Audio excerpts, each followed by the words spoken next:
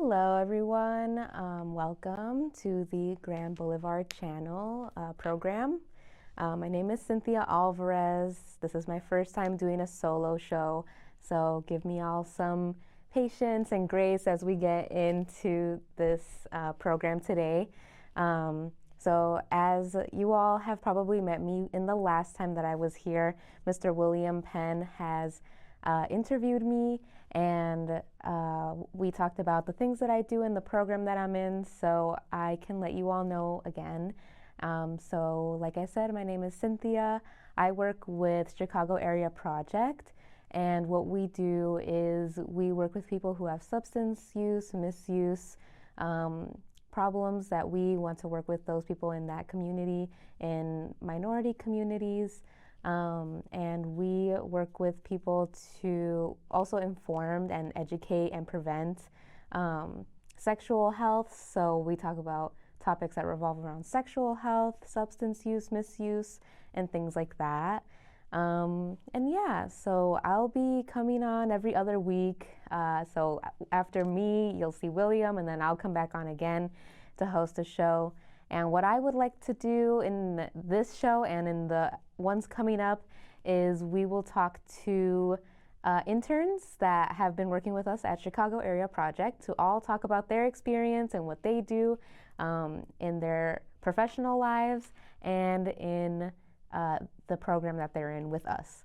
And so before we get into that interview, I will talk a little bit about some of the things revolving around mental health and youth.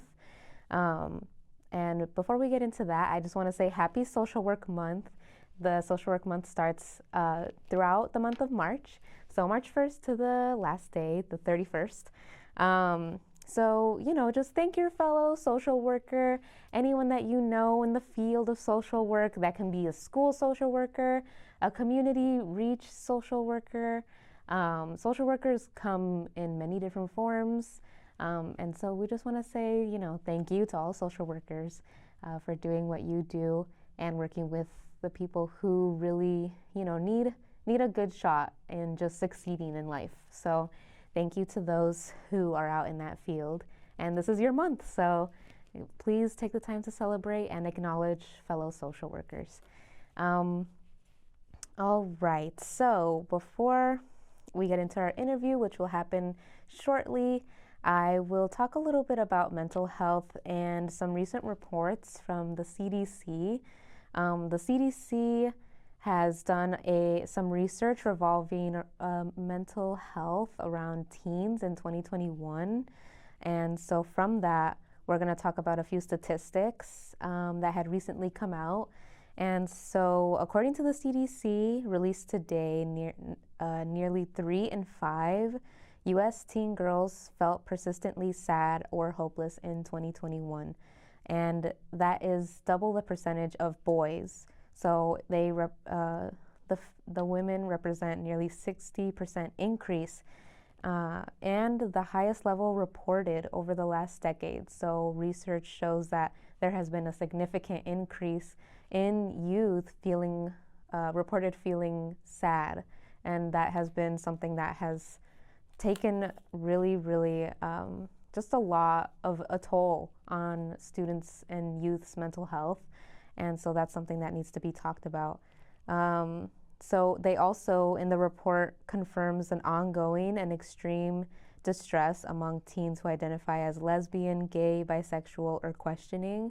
That is also something that we feel doesn't get talked about enough, and especially with youth who feel like they don't have a voice or are scared to come out because of the repercussions that could happen from that. So there's a lot of reports of just ongoing distress with teens who are in the LGBTQ community.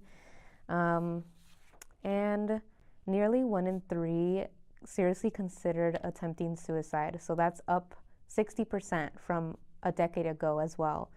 And 1 in 5 experienced sexual violence in the past year, which is up 20% since 2017 when the CDC started monitoring this measure. So this is something that needs to be taken very seriously, and there's different ways that we can work with communities and in the schools, because many of the kids are going to school and that's where they spend a majority of their time. So having teachers, social workers, counselors that work in the schools to talk to these kids and make sure that they know that they're not alone is very important.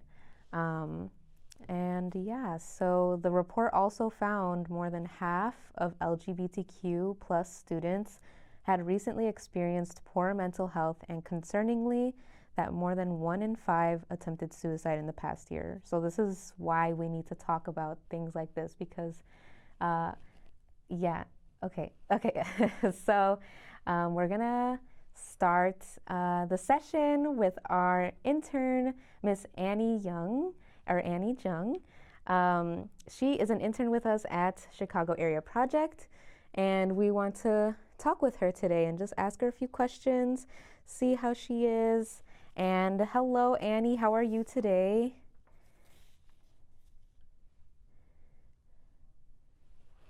Sorry, I'm having a bit of an issue with hearing right now. Give me 1 second. Let's see. Some technical difficulties.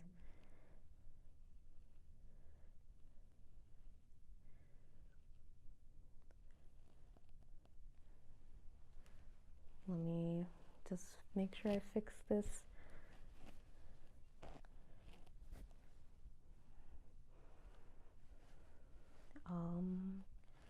All right, we'll give it a second, see if we can hear Annie.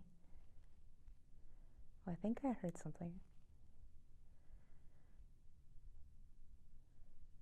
Okay, well, 1 second, everyone. We're gonna get started.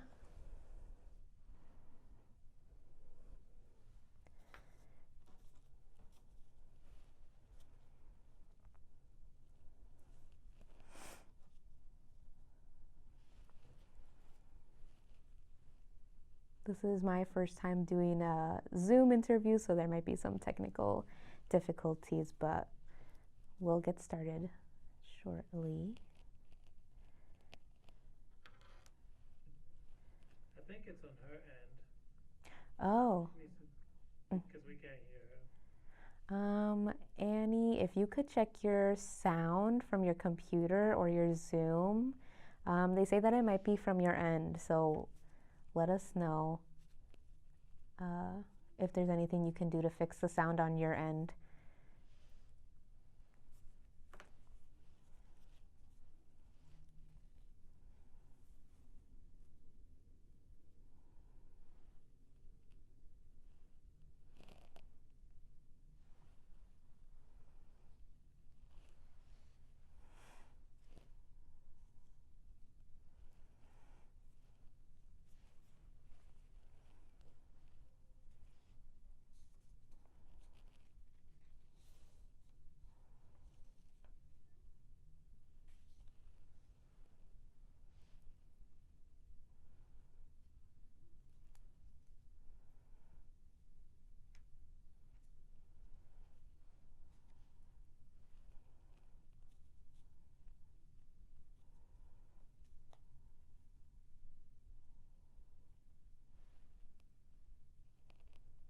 All right, let's continue with the show. Okay. If Annie, if you want to just like log out and try logging back in, maybe we could do it that way. But others, we can continue until we get the issue resolved. So we'll see if we can do that. So hopefully that works out. Because I was really looking forward to talking to one of our interns today. But yeah, so as I was mentioning before, just the discussion about revolving mental health is something that's very serious, especially with teens today.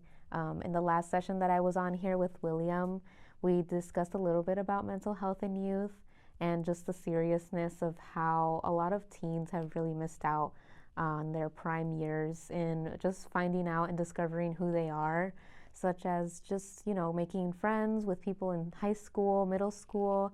Those are really the times where teenagers are starting to learn about themselves and learning about who they are as people and exploring friendships, relationships, and just learning how to communicate with people their age. So I feel like during the COVID pandemic, we missed a lot, or teenagers missed a lot about a lot of that. They missed a lot of communications. It was basically classes over Zoom, which can be mentally draining as well. And just like having hours upon hours of staring at the screen can also just take a toll. So I feel like that is something that we need to talk about more, especially as adults, caretakers, social workers, and teachers. That's something that's very important when talking about mental health in youth and just making them feel heard, because there has been an increase in attempted suicide with the LGBTQ community, and they had recently experienced poor mental health, and concerningly, more than 1 in 5 attempted suicide in the past year. So that was in 2021, talking about LGBTQ plus youth. So even though there is all around with all different genders and people just experiencing more mental health issues, it is more prevalent in certain communities and certain populations. So definitely reaching out to people who are in these populations just to make sure that they're okay, and just to check in and make sure that they have the help and the support that they need. So they say in the CDC website, more than 95% of U.S. youth spend much of their daily lives in school. While their primary goal is academic learning, schools can take evidence-based steps to foster their knowledge, skills, and support needed to help prevent and reduce the negative impact of violence and other trauma and improve mental health. So, for example, safe and trusted adults like mentors, trained teachers, and staff can help foster school connectedness so that teens know the people around them care about them, their well-being, and their success. So, as they mentioned, training teachers in effective communication with their students, right? So, teachers need to know when they need to have these serious discussions, whether with the whole class or with students individually. If they see that maybe a student is acting out, instead of a teacher calling them out in front of the class, that can make the student feel very isolated and very attacked. So the student might not react in such a nice way.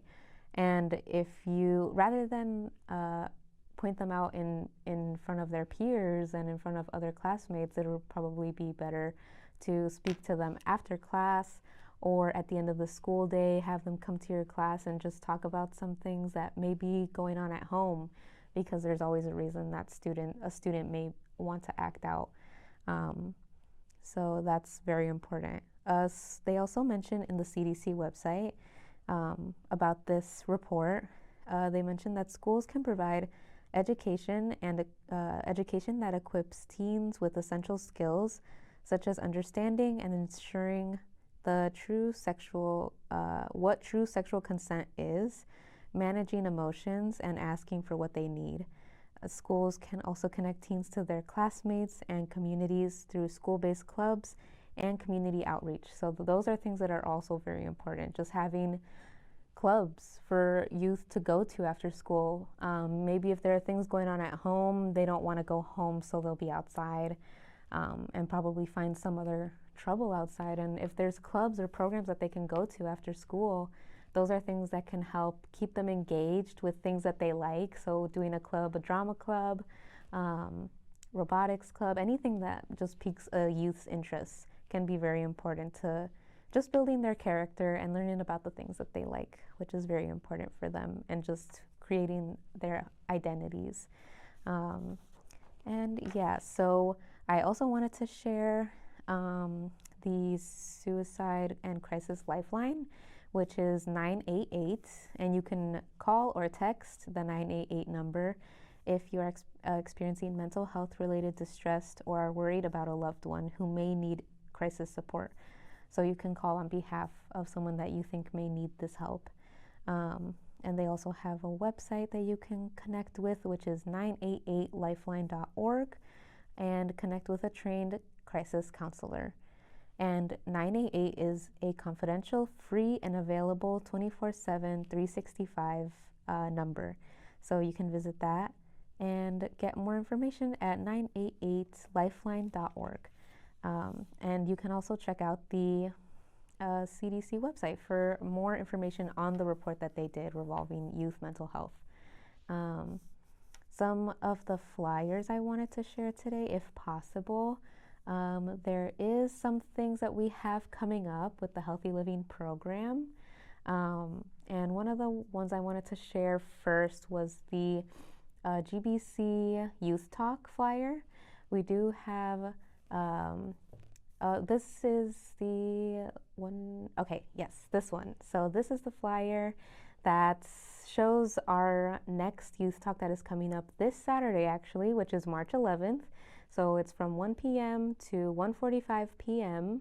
It's over Zoom, and you can scan the QR code that's on the flyer there, which we will also share to our Healthy Living Facebook page.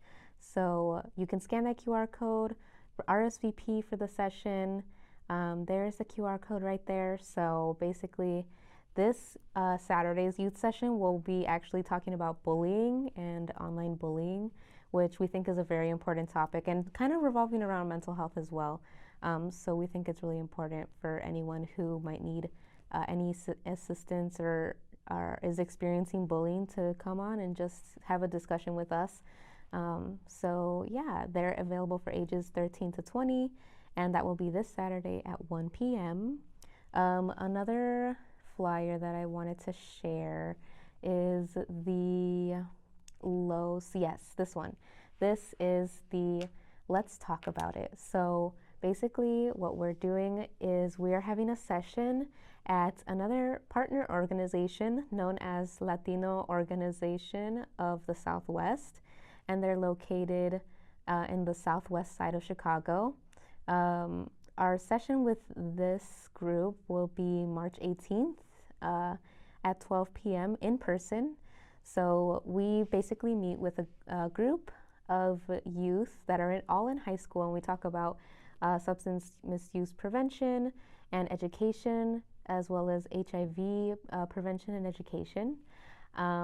So if you are interested and live near this area, in the southwest area, please feel free to join. We are open to youth and adults as well. So we also have on the right side of the flyer, my right, it says that if you fill out a questionnaire, you are able to get a gift card. So if you are available to come that day, please come on in and attend the session, fill out a questionnaire, and you can get a gift card. Another flyer that we wanted to share was the Mental Health 5 o'clock Fridays. Yes. So this is the flyer that I was going to talk about with our interviewee, Annie.